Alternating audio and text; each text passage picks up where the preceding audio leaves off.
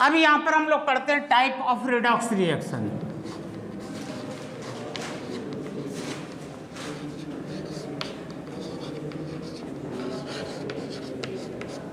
Redox reaction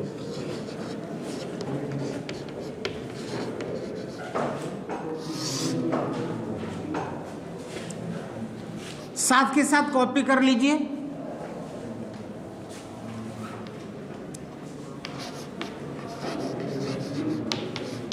addition या combination, दो में से कोई भी नाम लिख सकते हैं। Addition redox reaction,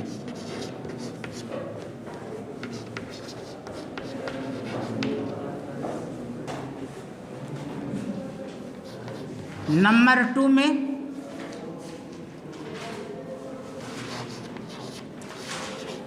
decomposition redox reaction,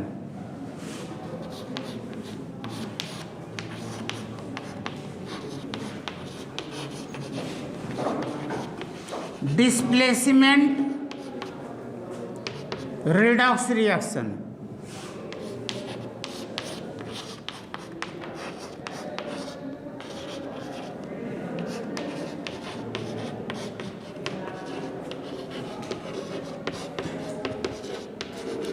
और डिसप्रपोर्शन रिडॉक्स रिएक्शन। तो ये रिडॉक्स रिएक्शन 4 टाइप्स के होते हैं: addition, decomposition, displacement and disproportionation redox reaction. अब यहाँ पर समझ लेते हैं एक एक एग्जाम्पल के साथ। एडिशन का मतलब होता है कि कोई दो अलग अलग कंपाउंड्स हैं या एलिमेंट्स हैं और वो आपस में जुड़ करके एक बड़ा मॉलिक्यूल बना ले।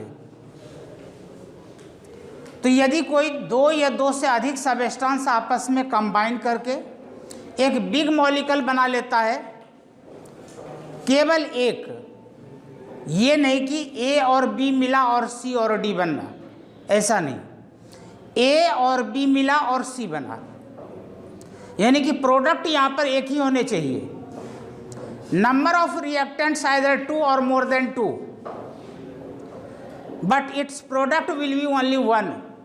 Then such type of reaction, redox reaction, is known as addition reaction. For the example, यदि आप यहाँ पर कार्बन और ऑक्सीजन लेते हैं तो यहाँ पर 2 डिफरेंट एलिमेंट्स हो गए और ये आपस में रिएक्ट करके बनाता है CO2। तो यहाँ पर एक ही प्रोडक्ट बना कार्बन डाइऑक्साइड। इस तरीके का आप कोई भी कंपाउंड ले सकते हैं। अब यहाँ पर जरा चेक कर लेते हैं कि ये रिडॉक्स रिएक्शन है या नहीं। एडिशन तो है लेकिन रिडॉक्स रिएक्शन है या नहीं है ये भी हमें चेक करना है। तो मैं यहाँ पर 2 एग्जाम्पल लूँगा, उसमें से एक रिडॉक्स रिएक्शन होगा और एक रिडॉक्स रिएक्शन नहीं होगा। दूसरा मैं यहां पर ले लेता हूं CaO प्लस CO2 और इसने बनाया यहां पर CaCO3। तो यहां भी आप देख सकते हैं कि 2 अलग अलग हमने कंपाउंड्स लिए और मिलने के बाद इसने एक बिग मॉलिक्यूल बना लिया। तो एडिशन तो यहां भी हो रहा है और एडिशन ऊपर में भी हो रहा है, लेकिन अब अपने को चेक करना है कि क्या यह एडिशन रिडॉक्स रिएक्शन है या सिंपली एडिशन रिएक्शन है। रिडॉक्स रिएक्शन होने के लिए हम लोगों ने कल ही पढ़ लिया था कि ऑक्सीडेशन और रिडक्शन दोनों कंपलसरी है। तो कार्बन यहाँ पर बिल्कुल अकेला है, ऑक्सीडेशन नंबर 0। ऑक्सीजन भी यहाँ पर बिल्कुल अकेला है, यहाँ भी ऑक्सीडेशन नंबर 0। लेकिन यहाँ पर कार्बन और ऑक्सीजन अलग अलग नहीं है, अब यह कंबाइंड फॉर्म में आ चुका है। एक्चुअली यहाँ पर जो कार्बन डाइऑक्साइड है इसका स्ट्रक्चर होता है कुछ इस तरीके का। जो कार्बन डाइऑक्साइड है इसका स्ट्रक्चर इस तरीके का होता है। अब ये आप लोग बताएंगे कि यह ऑक्सीजन नॉर्मल ऑक्साइड है या पेरोक्साइड है? नॉर्मल ऑक्साइड है। ये भी नॉर्मल ऑक्साइड है। यानी कि इसका भी -2 होगा और इसका भी क्या हो जाएगा, -2 होगा। तो ऑक्सीजन का यहां पर क्या हो गया, -2 हुआ क्या। तो कार्बन का यहां पर क्या होगा, +4 हो जाएगा, क्योंकि जो हमने यहां पर CO2 लिखा था, इस CO2 के ऊपर कोई चार्ज नहीं है।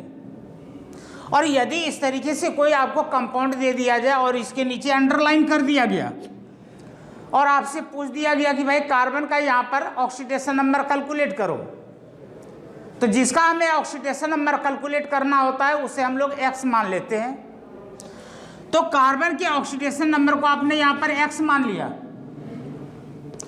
ऑक्सीजन का अभी आपने पता किया कि -2 होता है एक ऑक्सीजन का।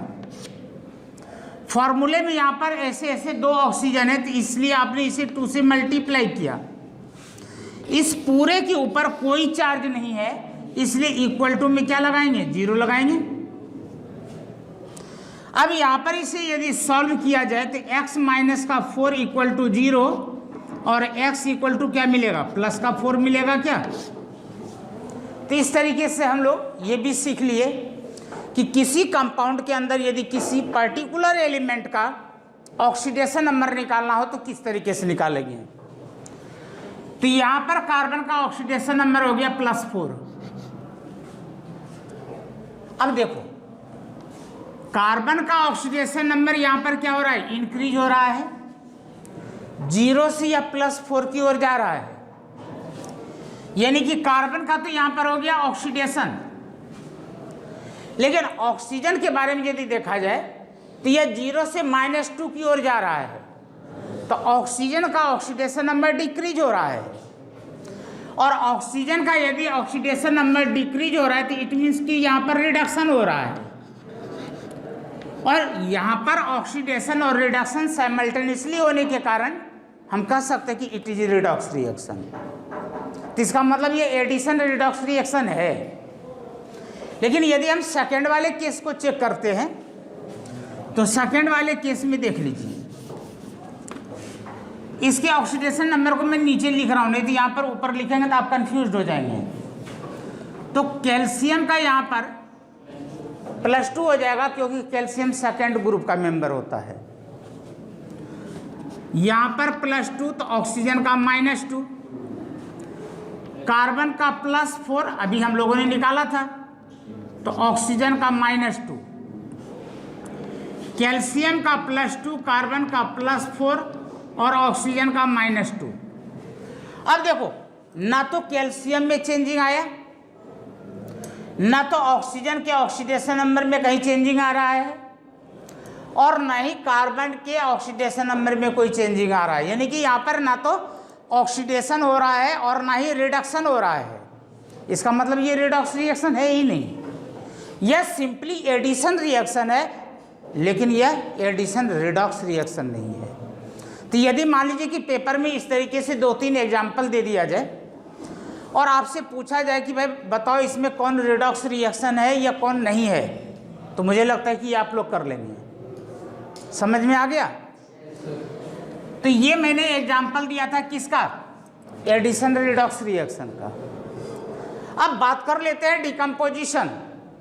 तो डिकम्पोज का मतलब होता है टूट जाना। अब कोई बड़ा मॉलिक्यूल है और यदि वह ब्रेक होगा तो छोटे छोटे मॉलिक्यूल्स में वो चेंज हो जाएंगे। टूटने वाला मॉलिक्यूल यहाँ पर एक होने चाहिए, यानी कि रिएक्टेंट के नंबर कितने होने चाहिए, 1। और जो प्रोडक्ट बनेंगे अब वह 2 भी बन सकते हैं, 2 से ज़्यादा भी बन सकते हैं। मान लीजिए कि अपने हाथ में एक कांच का ग्लास है, अभी तो एक ही ग्लास है, गिरने के बाद पता नहीं कितने टुकड़े होंगे, लेकिन 2 से ज़्यादा भी हो सकते हैं, नहीं तो कम से कम 2 तो होंगे ही। तो क्या हो गया, डिकम्पोजिशन हुआ क्या। बस यही कंसेप्ट अपने को याद रखना है।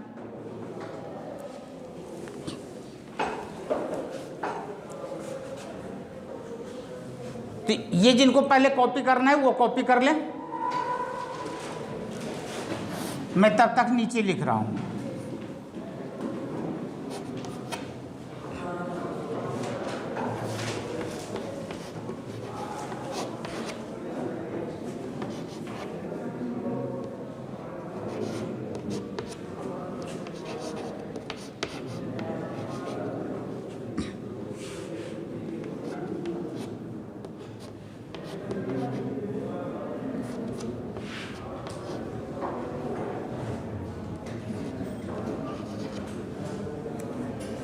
अब डिकम्पोजिशन में देख लेते हैं।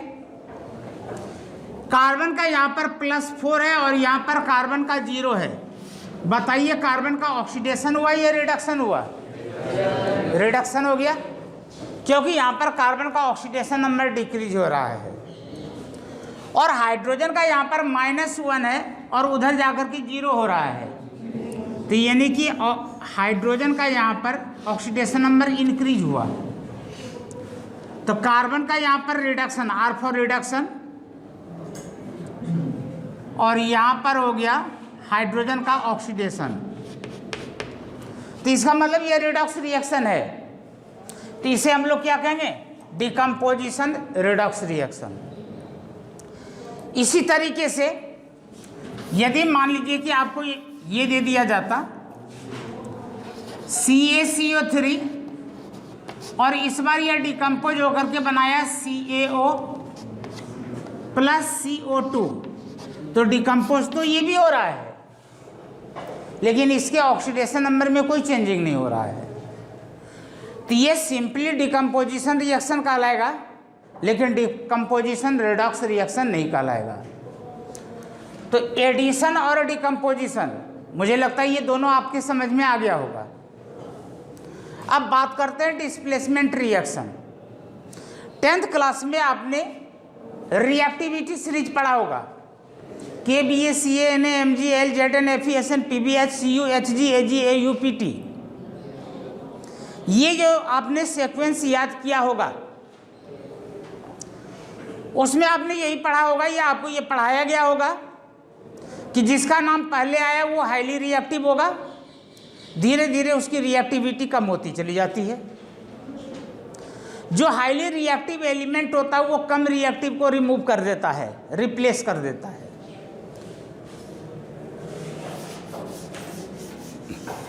मान लीजिए, इसका मैं एग्जांपल यहां पर ले रहा हूं।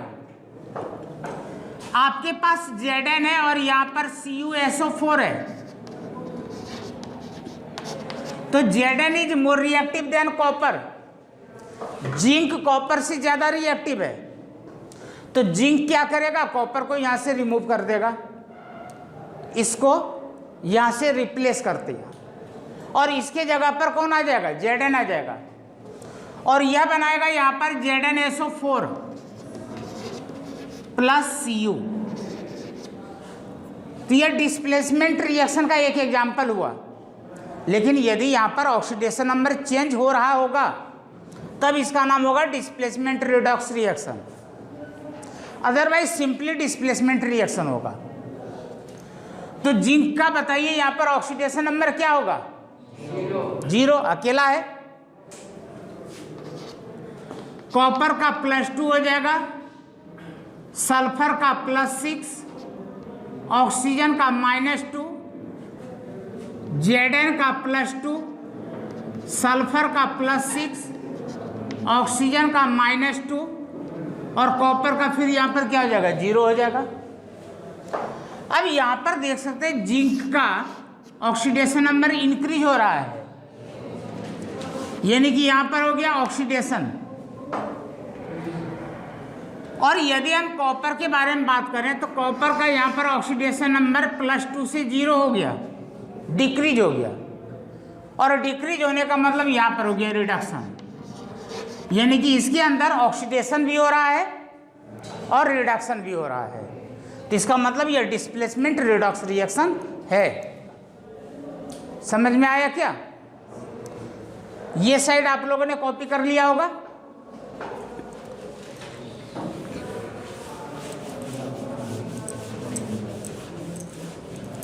अब यहां पर डिस्प्रपोर्शनेशन रिएक्शन। डिस्प्रपोर्शनेशन रिएक्शन का मतलब होता है कि सेम एलिमेंट का ऑक्सीडेशन भी हो और उसी का रिडक्शन भी हो। अभी तक क्या हम लोग देख रहे थे? किसी का ऑक्सीडेशन हो रहा है और किसी का रिडक्शन हो रहा है। लेकिन अब हम लोग यहां पर कोई एक ऐसा एग्जाम्पल लेंगे। मान लीजिए कि आपने ले लिया यहां पर हाइड्रोजन पेरोक्साइड H2O2, इसके 2 मॉलिक्यूल्स आपने लिए यहां पर इसने बनाया 2H2O प्लस O2। अब देखिए, हाइड्रोजन का ऑक्सीडेशन नंबर +1 और ऑक्सीजन का ऑक्सीडेशन नंबर -1, क्योंकि यहाँ पर ऑक्सीजन किस फॉर्मेट में है? पेरोक्साइड के फॉर्मेट में, क्योंकि मैंने इसका नाम ही बोला था हाइड्रोजन पेरोक्साइड। और ऑक्सीजन यदि पेरोक्साइड के फॉर्मेट में होता है तो इसका ऑक्सीडेशन नंबर -1 होता है। यहाँ पर हाइड्रोजन का +1 होगा और ऑक्सीजन का यहाँ पर क्या हो जाएगा? -2 होगा, क्योंकि यह पेरोक्साइड नहीं है। यहाँ पर ऑक्सीजन नॉर्मल ऑक्साइड है। देख सकते हैं कि वाटर का आप लोग कुछ इस तरीके से स्ट्रक्चर बनाते हैं। तो ऑक्सीजन तो यहाँ पर डिफरेंट एलिमेंट के साथ जुड़ा हुआ है। जब ऑक्सीजन सिंगल बॉन्ड के साथ जुड़ेगा तभी वह पेरोक्साइड होगा। तो यहाँ पर जो ऑक्सीजन है यह नॉर्मल ऑक्साइड है, इसलिए यहाँ पर हो गया -2। और यहाँ पर ऑक्सीजन पेरोक्साइड है, इसलिए यहाँ पर था -1। और यहाँ पर ऑक्सीजन का कितना होगा? 0 होगा। क्यों होगा 0? क्योंकि बिल्कुल अकेला है, तो यहाँ पर हो गया 0। अब जरा ध्यान से देखिए, यहाँ पर -1 से -2 हो रहा है। ऑक्सीजन का ऑक्सीडेशन नंबर जो चेंज हुआ है -1 से -2 हो गया, यानी कि और घट गया।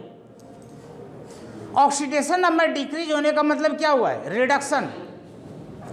आपने यहां पर लिखा रिडक्शन, और जरा यहां पर देख लें, कहा जाता है 0 इज बेटर देन निगेटिव, यानी कि यहां पर ऑक्सीडेशन नंबर इंक्रीज हो गया, तो यहां पर हो गया ऑक्सीडेशन। अब जरा ध्यान से देखिए, इसको और इसको कंपेयर करो। पहले वाले में हम लोग क्या देख रहे हैं कि डिफरेंट एलिमेंट्स का ऑक्सीडेशन और रिडक्शन हो रहा है, लेकिन इस एग्जाम्पल में ऑक्सीजन का ऑक्सीडेशन भी हो रहा है और इसी ऑक्सीजन का रिडक्शन भी हो रहा है। तो जहां भी आपको ये पता लगे कि ऑक्सीडेशन और रिडक्शन दोनों हो रहे हैं सेम एलिमेंट का, तो वह क्या कहलाएगा? Disproportionation reaction. तो यहाँ तक किन्हीं को कोई डाउट हो तो पूछ लीजिए।